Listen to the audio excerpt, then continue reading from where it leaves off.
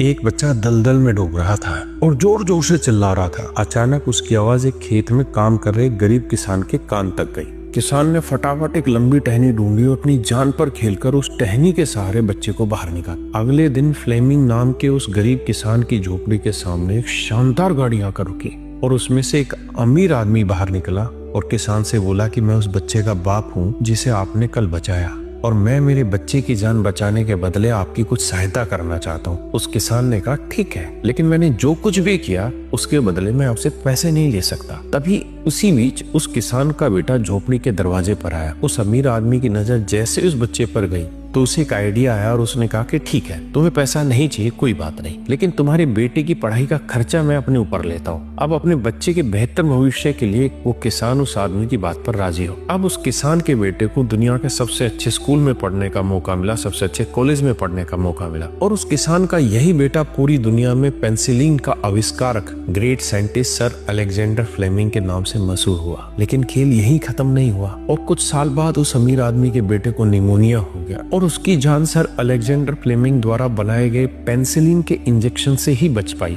और उस अमीर आदमी के बेटे का नाम था विंस्टन चर्चिल, जो 2 बार ब्रिटेन के प्रधानमंत्री रहे। दोस्तों, शायद इसीलिए कहते हैं कि कर्म हमेशा घूम कर आते हैं, इसलिए हमेशा दूसरों का अच्छा करें ताकि आपके साथ भी हमेशा अच्छा हो।